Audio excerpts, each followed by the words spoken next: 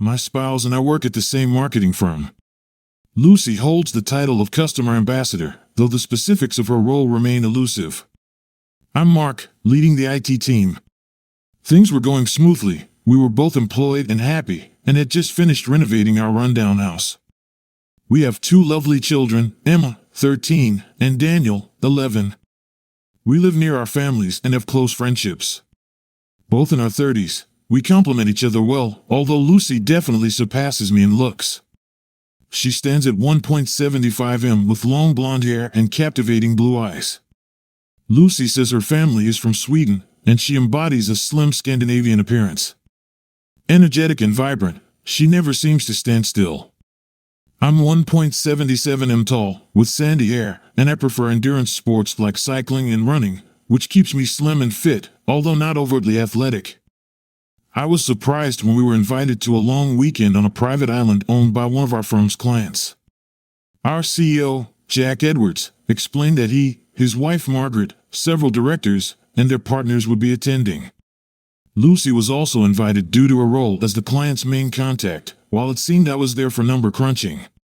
Jack emphasized the client's wealth and potential importance to the firm, mentioning that we'd leave on an early Friday and return Monday, all on a private charter with expenses covered. Lucy seemed excited, having worked closely with the client for months, and she eagerly anticipated the weekend. Although I asked about the plans, she didn't have much information about the client himself. Lucy explained that his name was William Fellows, in his mid-40s, confident and heir to a family fortune. She seemed somewhat fascinated by him, describing him as assertive yet reserved. Great, I thought, he sounds like an arrogant guy, but I kept that to myself. 2 weeks later, on a Friday morning, we found ourselves aboard a private charter plane. I must admit, I was impressed. If the island belonged to William, it must be luxurious.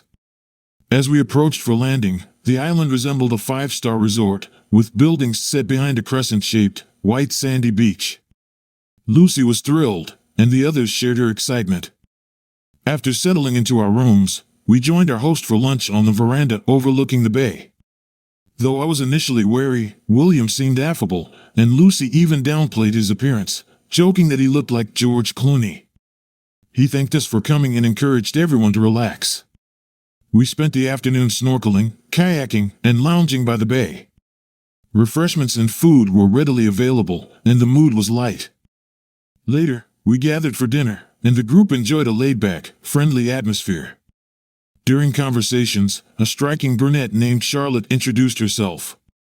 She was William's companion for the weekend, and though she appeared wealthy, she was surprisingly down-to-earth. She even seemed a bit flirtatious toward me, but I attributed it to her overly friendly nature and skillfully dodged her advances.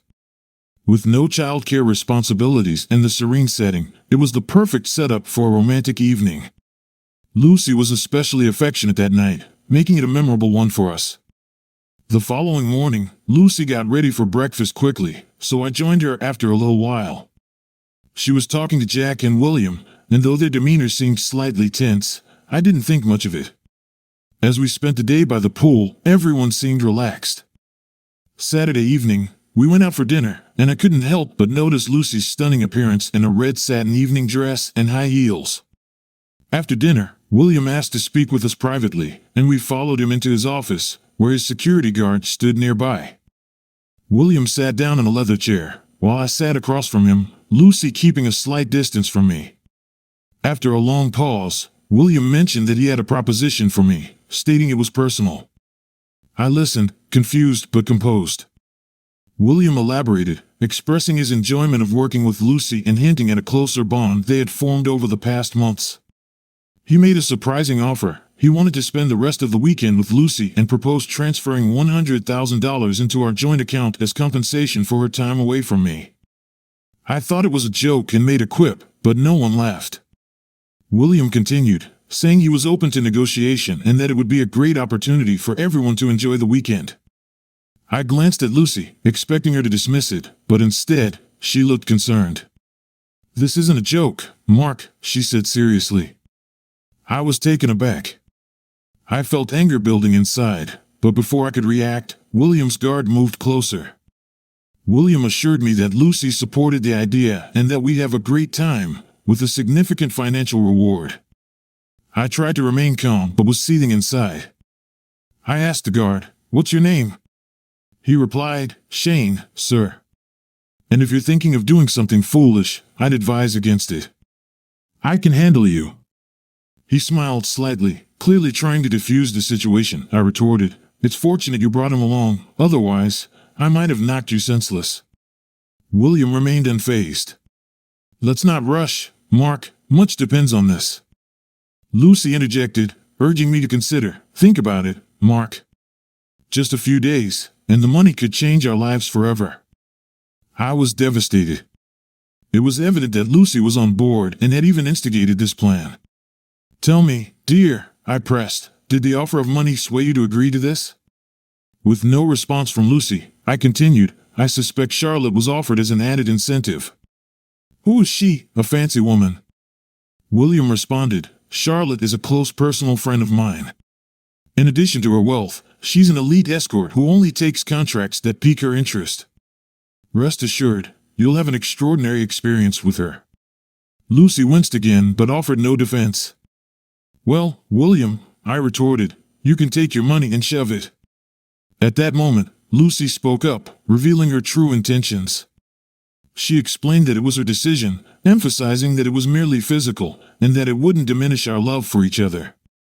Lucy insisted that both she and William were simply curious about exploring this, assuring me it was nothing more than a mutual liking. Stunned by her words, I began to grasp the gravity of the situation. I expressed to Lucy that my desire for exclusivity was profound and meant more than she might realize.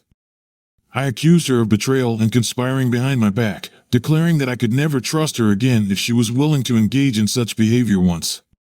Lucy quickly responded, claiming I was overreacting. She asserted that she had informed me of her intentions and insisted on her honesty. She mentioned that the affair would happen but promised full devotion afterward. Lucy appealed to my love, urging me to permit her this one indulgence, pointing out the potential benefits like financial gain and family experiences. She dismissed the notion that money was her motivation, accusing me of secretly desiring the affair myself. Lucy concluded by suggesting that my honesty would only matter if we reached agreements together, implying that I was aligned with William, whom she called arrogant. She continued, stating she believed the mention of money and Charlotte was only because she hadn't expected me to agree. She admitted that while the offer of money didn't sway her, she was drawn to William and believed the experience shouldn't harm our relationship. I expressed my reluctance to change and questioned whether she had already made up her mind.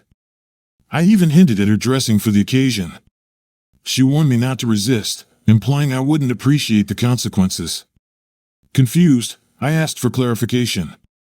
She replied, suggesting that if I fought against her wishes or pursued divorce, it would result in losing everything, our home, children, and even my job. She urged me to accept the situation, promising that everything would be easier if I did. Lucy assured me of her love and exclusivity, leaving me feeling suffocated. I knew I had to leave before I lost control. Struggling to breathe, I stood up and made my way to the door, ignoring Lucy calling my name. In the hallway, Charlotte approached and embraced me, offering reassurance. I turned to her, saying, "Who are you? A consolation prize." She walked away confidently. I continued walking and eventually reached outside, but I didn't feel well. I heard footsteps behind me and was disappointed to see it was Shane, not Lucy. "Listen, Shane, you just need to leave me alone." "I'd love to, but I need to ensure you don't do anything rash." "Do you have any thoughts?" "Because I'm out of ideas." "Mark, you don't look too good. Just sit against the wall, pull your knees up, and focus on taking long, slow breaths." Feeling weak, I didn't argue. It felt like an eternity, but after a few minutes, I calmed down. I noticed Shane sitting beside me. "Thanks, I might have had an anxiety or panic attack. You looked pretty pale, but you seem better now." "So, Shane, any idea on how to get out of this mess?" Shane replied, "Honestly, you can't leave the island today. There are no boats, and the plane and pilot left for another charter. You could try radioing for help, but a cheating wife isn't exactly an emergency. I'm relieved you see her as unfaithful." She doesn't seem to grasp it, and I'm starting to doubt myself. What should I do? I can't even confront him now because of you. Yes, sorry about that. I'd step aside, but it would ruin my career. Think about your next move and come up with a plan. Whatever you decide can wait until Monday. It's like the army, strategize and keep quiet about your intentions. The problem is I'm clueless about what to do. They seem to have everything figured out, and I'll just have to endure tomorrow and Monday while you babysit me. Shane continued, there's a cargo ship arriving early Monday. You could hitch a ride if you want to avoid the plane. No one can stop you, no one wants to be accused of kidnapping. I can even accompany you. This deal is losing its appeal. I don't like being on the wrong side, even if it's well-paying. Okay, that's helpful. I just need to get through tomorrow. How about we go hiking around the island tomorrow morning to distract me? Think about Charlotte. She seems nice. You've got nothing to lose. No, I think I'll head back to our room. Maybe Lucy will change her mind. Of course, she didn't. Surprisingly, I fell asleep, probably from exhaustion. The next morning, I hurried downstairs in my workout clothes, hoping to avoid everyone and go on my hike with Shane. Unfortunately, the dining room fell silent as soon as I entered. I grabbed some fruit and overheard murmurs of reassurance, suggesting that everything would be fine. Then CFO John Cousins approached with his wife. Look, Mark, we've all been through this. Just go with it, it's not personal. He spends time with other wives and then moves on. And he's very generous. As John spoke, I noticed his wife's neck flush red. In that moment, Lucy and William emerged. She looked utterly pleased with herself, radiant, even until she caught sight of me. Her smile faded. She released that idiot's hand and approached me, intending to kiss or hug, but I held her at arm's length. I surveyed the room. God, I thought, what a fool I'd been. Everyone knew what would happen before the weekend even started. Lucy implored, please stay, Mark. Let's chat with the group and have another good day together. Scanning the room again, I found all eyes fixed on me, some anticipating, others amused by the scene. No, he paid for you, and he can keep you, I said. But before I go, I need to address the group. I believe this weekend has been planned for some time, and you've all been in on it. So it's only fair that you hear me out. The group exchanged shocked looks, nervously glancing at one another. Jack and Margaret, I wouldn't have come this weekend if it weren't for you. I never imagined you'd be involved in something so vile. You know and condone what he does, like some sick voyeuristic fan club. I hope you enjoyed keeping me in the dark. I noticed their awkward movements. This clearly wasn't part of their plan. I thought we were friends, and your efforts to make me feel at home, just so you could orchestrate everything, was a nice touch. And Bill, you're wrong, this is personal. So thanks for your role in wrecking my marriage. The fact that you're willing to leverage my children is frankly disgusting. I won't let anyone threaten my kids. Lucy interjected, Ed, you're overreacting. It was just closeness, a one-time adventure. I told you, I interrupted her, commenting on what I perceived as the beginning of her defense strategy. I pointed out that I knew she had anticipated my reaction and outlined what I saw as her plan. Phase A, you expect me to accept what happened and try to normalize everything. You think I won't overreact, that I'll behave and acknowledge this as some kind of personal growth opportunity, because, after all, any resistance must just be my ego talking, right? But deep down, you know this won't succeed. Moving on to Phase B, I suggested that after the weekend, I would be expected to take charge and rekindle our physical intimacy, perhaps trying something new, all in the hopes of improving our relationship. I hinted that she might have even discussed seducing me, urging me not to let my feelings of betrayal last too long. I described Lucy's nervous glance at William, clearly affected by my words. She mentioned the money he had offered and suggested using it to take the children to Disneyland, which caused discomfort among the others. She outlined what she thought was Phase B if our conflict persisted, a suggestion that allowing her desires to be fulfilled was somehow a test of my love. She acknowledged our 15 years of marriage and said this was just one night for her, not enough to harm us. I expressed my belief in exclusivity and told her this was an irreversible betrayal. She admitted that it might weaken her resolve, but questioned what she would gain after 15 years of devotion if she were treated poorly. She expressed doubts about the plan's effectiveness and suggested I give her time to cool down. She predicted that in a week or two, I would likely be found drowning my sorrows at a bar, followed by her seeking forgiveness, what she called Phase D. She questioned whether I would truly regret my actions and realize the hurt I'd caused. She speculated that I'd beg and cry for her love, but doubted the effectiveness, especially given her public displays with William. Lucy concluded by saying that Phase D wouldn't work and hinted at a backup plan. She referred to it as threats, suggesting she could take the money, the house, and turn the children against me. She implied that I might lose my job, with William potentially providing top-notch lawyers for her. She described the potential consequences of me ending up sad, broke, and alone, even suggesting she might move in with William and live happily ever after with the kids. This last statement prompted a reaction from William, showing his reluctance to such an idea. Finally, Lucy found her voice. "It's not such a big problem," she began. "Why don't we just relax and give ourselves time to think? This is Phase A, Lucy. We've been through this," I said firmly. "So why don't we save everyone some time and move on to the end result?" That's what I pondered last night, and my conclusion is that everyone, including the kids, would be better off if we divorced. It's much healthier than living in an unhappy home. In the end, it's clear that neither of us could find happiness in the midst of this turmoil. I asserted that, despite any attempts to keep me from seeing my children, I knew I was a good father, and ultimately, that's what mattered. I expressed doubts about receiving support from her family and friends once they learned of her actions. Money was never my priority, it had always been about her. There was a moment of stunned silence among everyone present as I asked if anyone had more tricks up their sleeves or if I had missed anything. When there was no response, I addressed Jack. "You can keep your job, but I'll see you in court for wrongful termination, since my job seems to depend on having my wife as a client, which I believe is the underlying reason for all of this." With that, I left, and the room fell silent. Shane followed me, as usual. As we exited, Shane chuckled. "Well played. Looks like you took the advice of keeping your plan to yourself to heart." I couldn't help but smile. "Yeah, seems I botched that idea." Shane actually laughed as we left the building. "Good thing you stuck to civilian life. You'd never have cut it in the army, anyway. Let's go." Shane grabbed his backpack and set off at a leisurely pace up the coast.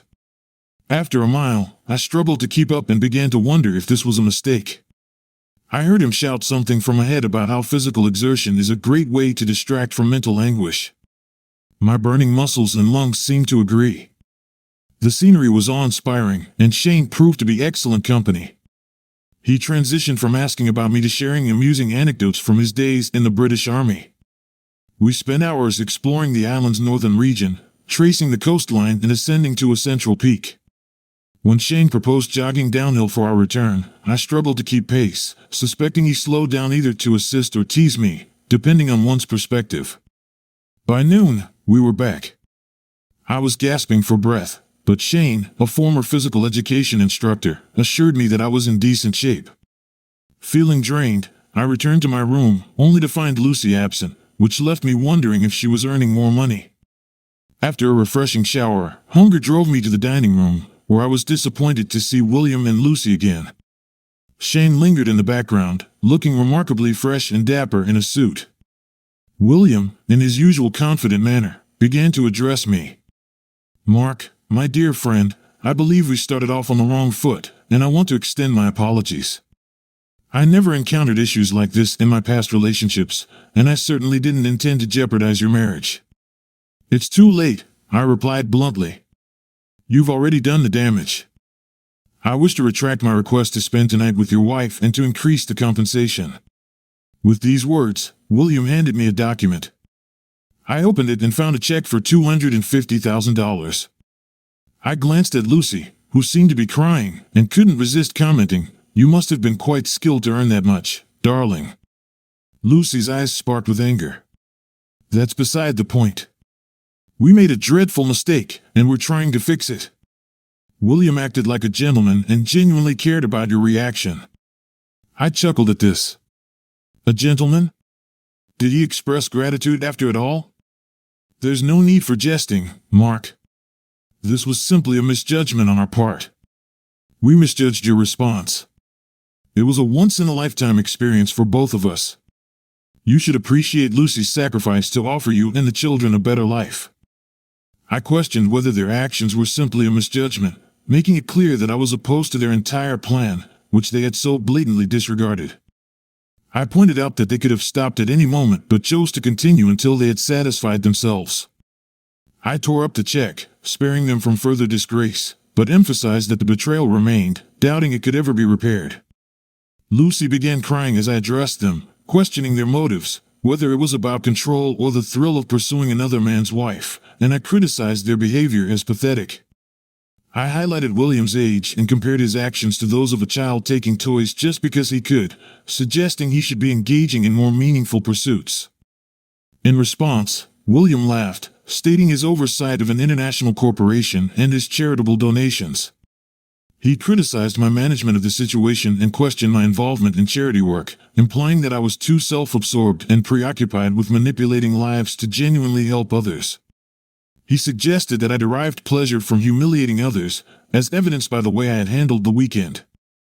I informed Lucy that William's interest in her wasn't exclusive, that he was involved with every board member's wife, so she was just one among many. I then addressed William directly, urging him to mature and seek genuine relationships, suggesting he use his wealth for good and change his unpleasant demeanor. This seemed to cause him to falter in his speech and appear uncertain for the first time. I then instructed Shane to remove the objectionable matter from my sight before I took action. I noticed Shane conceal a slight smile before addressing fellows.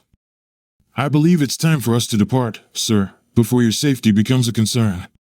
After their departure, I grabbed a snack and headed to the beach, seeking to avoid the others. Just when I thought I was alone, I spotted Charlotte reclining in a hammock, engrossed in reading. If she had been beautiful before, her smile now made her truly radiant. I approached her.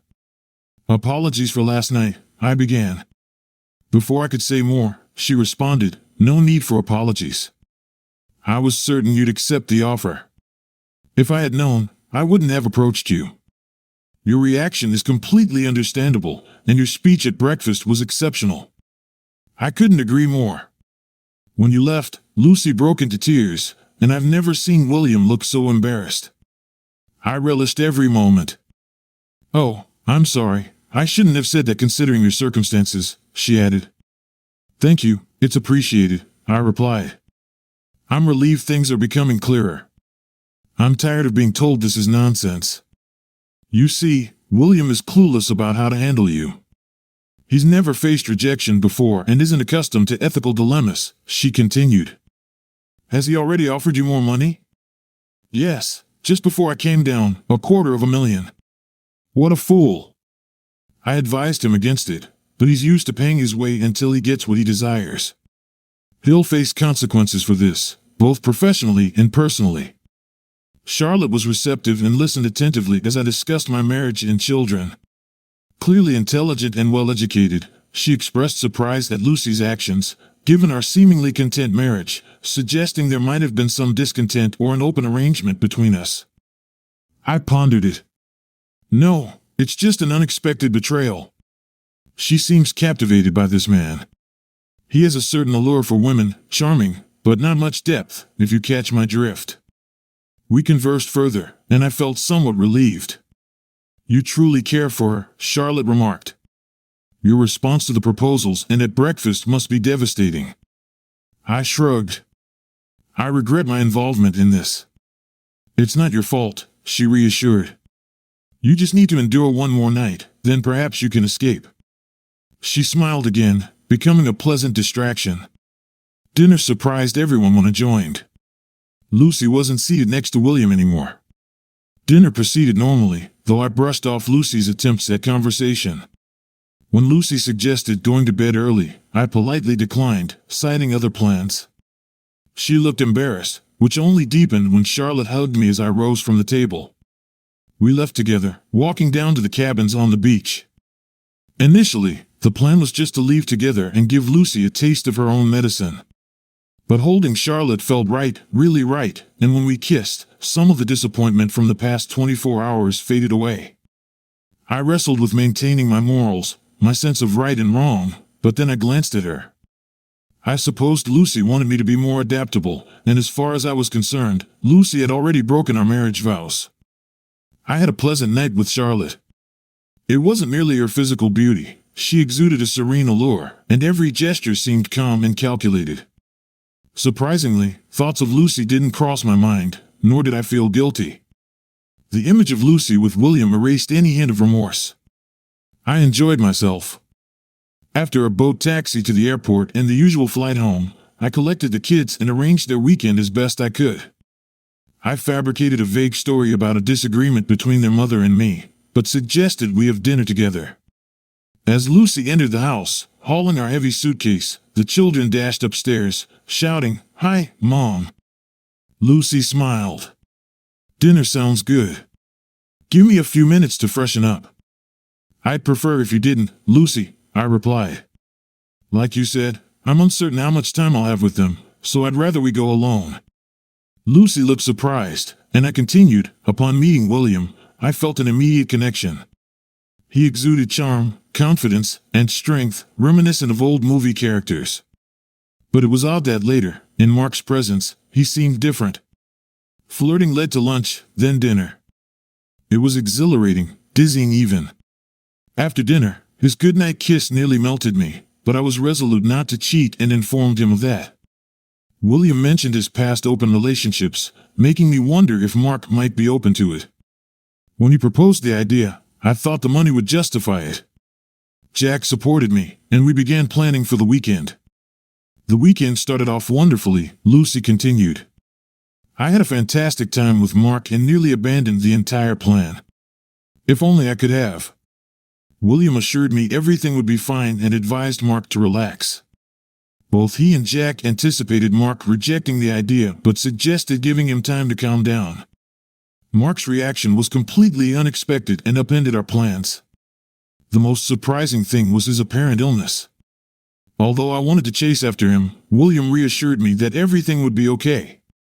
He arranged to meet Ed and Charlotte, so when Mark didn't return, I assumed he stayed with her. I felt relieved after waiting for months. I eagerly anticipated spending time with William. The moment he kissed me, I knew I would succeed, Lucy reflected. He led me to his bedroom, and even before I could think clearly, I was filled with anticipation. William treated me delicately, making me feel incredibly special. Despite his age, he was remarkably fit, and I wasn't disappointed. Yet, as the night went on, confusion engulfed me. I mistakenly believed I was with Mark, only to be startled by another man beside me. Feelings of guilt and concern for Mark's whereabouts flooded my mind.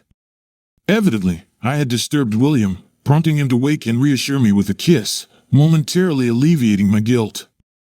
The following morning, as I attended to my morning routine, William approached me from behind, still filled with desire. Returning to bed, we held hands before I took the lead, straddling him. The passion in his expression mirrored my own, and once again, we shared an intimate moment that fulfilled my expectations. I thanked William for the night, and it felt natural to intertwine our hands as we descended the stairs to the dining room, eagerly anticipating another night together. However, when I glanced at Mark, everything unraveled. Swallowing my panic, Mark's explosive outburst disrupted everything. It became clear that he hadn't slept with Charlotte, despite my assumptions. I was unprepared for his anger. His cold rage was unsettling as he dismantled my arguments with sharp logic. Despite William's attempts to support me, Mark's swift rebuttals left me feeling helpless. After his departure, I collapsed into tears, and for the first time, William appeared uncertain. After regaining my composure, I tried to find Mark, but he was nowhere to be seen. Jack and William then suggested offering him more money to smooth things over. When we later presented Mark with the offer, I was astonished by the outcome. William, who had once seemed so commanding, now appeared diminished, his authority eroded to the point of irrelevance. Despite his assurances that we could enjoy ourselves without jeopardizing my marriage, the plan disintegrated, leaving me uncertain about everything. Frustrated, I erupted into an irrational fury, assuming I would extend my stay on the island for my own enjoyment.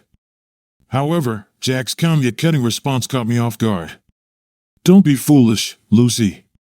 If you want any chance of saving your marriage, seek forgiveness. Your words must be genuine and sincere. He doesn't seem inclined to change his mind. I couldn't disagree with anything Jack said. During breakfast, I was even more startled when Jack told William that things would never be the same again. He affirmed Mark's decency and argued that Mark didn't deserve the trouble we had caused. William, he suggested, should heed his advice and grow up. I was astounded to find Mark at dinner that evening. Despite my attempts to engage him in conversation, he simply ignored me. His departure with Charlotte left me devastated. Although I considered chasing after him, what could I say? After all, I had essentially encouraged him to leave, spending much of the trip rationalizing my actions. I felt enraged and betrayed, especially when I reflected on my own past behavior with Mark. The fact that our actions were premeditated and known by others only intensified my guilt. I couldn't help but think I deserved it, perhaps even hoping that mutual indiscretions could somehow salvage our relationship. The flight back, without Mark, made me realize just how dire the situation was. He had found a way to leave the island ahead of us. I had never properly spoken to him after everything, and the gravity of my actions began to sink in. Waves of guilt overwhelmed me. I rationalized it all with thoughts of the money. Who would turn down such an offer? My tears turned into uncontrollable sobs, verging on hysteria. Jack and Margaret grew increasingly worried about my well-being. Upon returning home, Mark was there but declined to have dinner with me and the kids. I nearly held it together until they left, then I broke down again. Being excluded from the meal felt like an ominous foreshadowing of my future. When I finally regained my composure, I struggled with what to say to Mark when he returned. The dilemma was that everything I thought of echoed what he had already expressed. I felt too embarrassed to seek advice from my mother or friends. Later, as I stood in the kitchen, the kids retreated to their rooms, engrossed in their usual video games and phones. I approached Mark, almost whispering, "Can we talk? I mean, really talk?" He shrugged. "We should address this eventually, so why prolong it?" "I'm sorry, Mark. I assure you, it was just a one-time thing, and I'll be yours again, faithful as before the weekend. I did it for the money. It could change our lives as a family. I did it for us." "You did it for yourself," he replied coldly. "We were fine. Money wasn't an issue. You couldn't wait to jump into his bed, enjoy the fancy dinner, and the closeness. Overall, everyone had a good time. You're overreacting. It shouldn't mean anything. You really should skip the excuses, Lucy. It's nonsense, and you know it. This wasn't casual, it was a premeditated betrayal. Arrogant, selfish, all those traits I detest, and now I loathe you." "So, you did the same to that woman?" Lucy asked. "No, I didn't. I sought revenge because nothing seemed to get through to you. You couldn't see how much this hurt me. I wouldn't have even considered it if I had a faithful wife.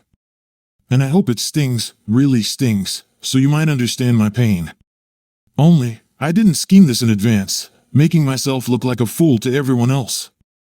Speaking of which, how long did your secret plan take? And was this your first time with him?" Her eyes widened as she realized this was a genuine and reasonable question. "It was at our first dinner." I sensed his interest in me. Jack and Margaret subtly probed, asking if I was intrigued. The four of us dined together, and for the first time in my marriage, I felt attracted to another man.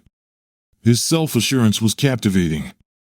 I resisted an affair, but William floated the idea of an open relationship, suggesting you might be open to change. We briefly discussed it one evening, but it was clear you wouldn't consent. Then William proposed this plan, thinking the money would sway you. As the trip neared, I grew nervous. He suggested inviting Charlotte to ensure your agreement. I wasn't keen on it, but by then, I just wanted it to happen. I thought even if you didn't endorse it, we could recover. But at breakfast, you shattered that notion, and I began to grasp the consequences. Was it worth it? Mark asked. Lucy sighed. No, definitely not. I got caught up in the moment, listening to his words. I never intended to hurt you. Unintentional or not, you went straight to phase D, Mark said bitterly. Your energy during breakfast said it all. Now, you're just telling me what I want to hear. Sorry, the honest answer is yes. I enjoyed it. It wasn't about being bigger or better, just different. It was exhilarating, a new thrill, and I was captivated by it. He's very experienced, but it was a one-time thing. Please, don't abandon us and break up our family over a single mistake. Mark smiled wryly. Funny. That's exactly how I would describe what you've done, shattered our family over a one-time act. It's all on you. You're right. It's all my fault. I'm deeply sorry. I love you with all my heart. Well, not entirely. Part of it went to him, and even if you claim otherwise, your love wasn't enough to keep you faithful. How can I trust you again? I was so trusting because I never imagined you capable of this. I feel like I don't really know you. I can hardly bear to look at you, let alone pretend this never happened. Lucy recoiled in shock. You can't claim to love me. I know. I never imagined losing you, Mark replied. You only thought about yourself and your desires, neglecting me and the kids. But sometimes, love isn't enough. I tried to calm down and steer the conversation away from scoring points or escalating the argument. After a long pause, I addressed Lucy, emphasizing that even if we decided to stay together and ignore the issue, things would never be the same. She had shattered the trust and care we once had for each other, and deep down, I knew she understood this more than anything. I reminded her that we cared about each other and the kids and didn't want anyone else to get hurt. I expressed my disbelief that she could hurt me like this. She told me she still loved me and admitted she had made a colossal mistake, stating her willingness to do anything to rectify it. However, she disagreed with the idea of getting divorced just to appease me, mentioning that I broke her heart and that what I was threatening wasn't indicative of true love. Lucy stared in silence, stunned and unsure of what else to say. We need to discuss the children, I said. I believe kids are better off in separated families than in dysfunctional ones, so from that perspective, divorce seems like the best option. I agree you should have custody, but don't try to prevent me from seeing them. It's for your benefit too. They listen to me, and you're not very good at setting boundaries. I furrowed my brow at the irony of her statement. They're already testing you. It's better for you and for them if I remain in their lives. Lucy shrugged. Seriously, Lucy, I said. Regardless of what happens, don't keep the kids from me. Don't alienate me. I'm not a bad father. I treat them well, and I love them dearly. You haven't seen me angry yet, but if you try to keep them away, I'll fight you tooth and nail, spend all our money on lawyers, and we'll tear each other apart in the process. She nodded. I'd never do that. You're a wonderful father, and they need you. They'll want you to keep taking them on trips and coaching them in all their sports. I turned to her, surprised by this first comment where I felt she wasn't trying to manipulate me or justify her actions. Be careful, Lucy. You're seriously pushing phase D, even though you know who I am. Why do this? I can't help but think you secretly wanted us to split up. Lucy urgently replied, God, no. There's no excuse for this. I became selfish, convinced I could gain something more. It felt like I could somehow hold on to you. Why didn't you stop me that night and just leave? Reflecting on the situation, I said I had found it hard to breathe and needed to leave. After that, nothing seemed to matter much anymore.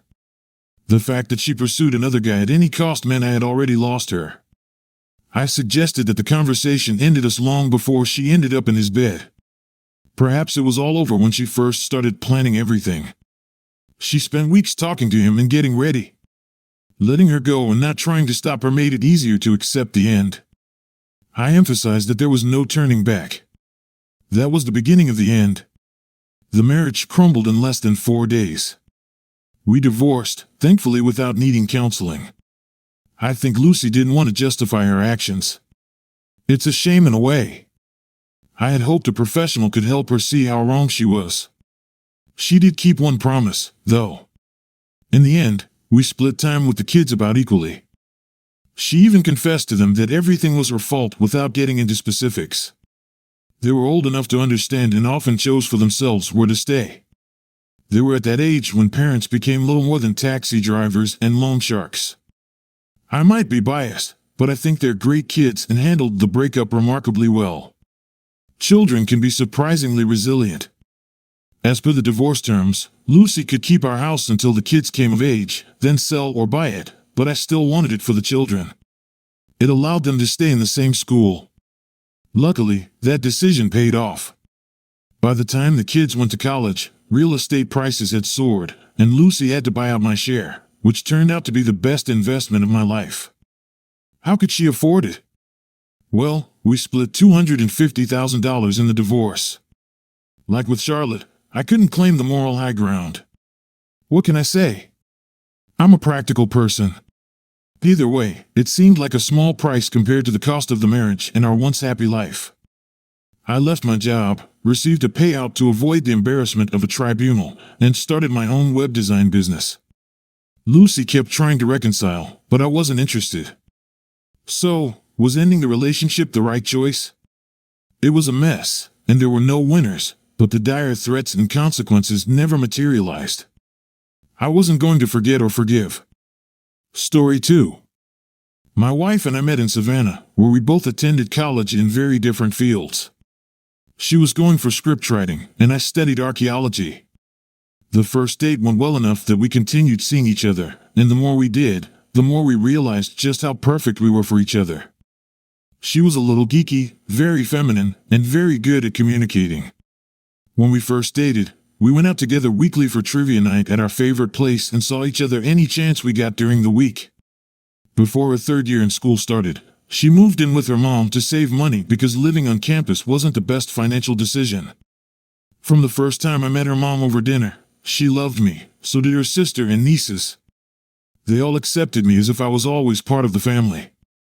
I had a job lined up as an archaeologist as soon as I graduated. My wife had a little trouble finding a job with her degree, so she started writing scripts to submit to several streaming services and channel networks. None of those panned out. Meanwhile, I proposed, and we moved into the house I bought, regardless of her income. I knew I wanted to marry her as my wife. She continued writing for about a year, but after that, she caved in and got a job as a receptionist at a non-profit organization. I told her she didn't have to work a job she didn't like, but she promised she wanted to do it because sitting at home wasn't cutting it for her. That job lasted a total of 15 months before she quit and started her own home business. She started offering tarot card readings and selling little trinkets she made out of epoxy. Every Saturday, she went to the market with a cart full of her art projects to set up at a table she decorated to look pretty, inviting, and mysterious. I was surprised at how much money she managed to pull in from doing this. As an archaeologist, I had to travel for work. I would be home for about 2 weeks at a time, then leave for up to 6 weeks at a time. That was the longest it ever was, which I didn't think was that bad. Sure, I missed the intimacy with my wife, but that's what makes marriage so sacred. You wait and remain loyal to your spouse no matter what life throws at you, and when you reunite, it's the most rewarding relationship experience. I returned from a 6-week trip at one point, and after we had wonderful reunion sex, it seemed like something was bothering my wife. It was like she wanted to say something to me, but wasn't sure how I'd take it. As we sat watching a movie, she cloned her phone, and I could feel her heartbeat racing. I finally paused it and confronted her, saying it was obvious something was on her mind. She swallowed hard and started to cry. She admitted she'd met someone at the market that she really enjoyed talking to. She said she wanted to consider being a life coach to said person, but she wasn't sure how I'd feel about her talking to him every day. I asked her if I could read it, what they had said to each other so far, so she gave me her phone. After she scrolled up on the messages, there wasn't much that screamed infidelity to me. She just asked him how he was handling the move and reminded him that while having to relocate your family is a huge pain and life obstacle, it isn't the end of the world, and he didn't have to feel trapped. We all have the free will to do whatever we feel like, up to and including buying a plane ticket out of the country and never looking back. I told her it was fine for her to coach people and have friends. I just wanted to know the first names of the people she talked to and made it clear that I trusted her not to start an affair or behave inappropriately with anyone. She was accepting of my terms, but I did notice a little disappointment in her, not enough that I could say anything. She would have denied it. Half a year passed without an incident or any trouble in our relationship. While I was away working in Tennessee, my wife called me one evening as I lay in my hotel bed. She was crying, saying she needed to ask me a question that had been on her mind for some time. I told her to ask away and that I wouldn't be mad at her just for asking the question. She asked me if I wanted to sleep with other women whenever I went on a work trip. I told her no, absolutely not. I never felt the need to sleep with a woman I didn't love or commit my life to. I would wait as long as it took to sleep with her because she was my everything. She was surprised but seemed comforted. She told me if I ever didn't want to, I could tell her, and she wouldn't be mad. I told her she didn't need to worry about it because it never crossed my mind. I reminded her that when I chose to get married, I made her my one and only for the rest of my life, as much as I would be an archaeologist for the rest of my life. I told her I never wanted anything to come between us and that sleeping with other people was just a recipe for disaster that could lead to jealousy problems and divorce. She agreed with me and seemed to feel much better. She told me she loved me with all her heart and wanted to be my good, loyal wife for life. With that, we said goodnight. The next morning is when my gut started twisting and knotting. I didn't know what was going on at first. I honestly considered food poisoning as a possibility, but after giving it a moment's thought, I realized I wasn't sure I could trust my wife. She never asked me if she could sleep with someone else, but she kind of went around that question by asking me if I wanted to. I decided to go home early, even though my request was denied. I was risking my whole job to drive back home before I was scheduled to leave. After hours of worry and driving, I arrived home to find my wife's car in the driveway and no suspicious activity. I was relieved, but that was short-lived. As soon as I unlocked the front door, I heard sounds coming from our bedroom. I raced to it to find my wife having sex with another man. When she saw me standing in the doorway, she screamed. I yelled for him to get out of my house, which he did after scooping up his clothes. I just stared at my wife in disbelief for a few seconds before reminding her that I just told her how much I didn't want either of us to sleep with other people and how bad it would be for our relationship. She just whined and asked me what she was supposed to do when most of her life was spent waiting for me to love her instead of actively loving her. I told her she should do what any normal person has to do when they don't have access to a lover, not meet some stranger and decide to take him to her marital home to have sex while her husband was out working. I told her this went against everything marriage stood for and that whatever fantasy she had about an open relationship wasn't going to happen with me. I demanded a wife in all senses of the word. She was on her knees, crying her eyes out, begging me with cupped hands to forgive her. She blamed herself for talking to other women about her situation and listening to them when they told her to do whatever she felt was right. I was beside myself. I couldn't believe that even though I was totally clear about how I felt about an open relationship, she still went and talked to other women who encouraged her to give in to temptation and betray her vows. She cheated on me. She kept me in the dark, and I still caught her sleeping with him. I told her to get out.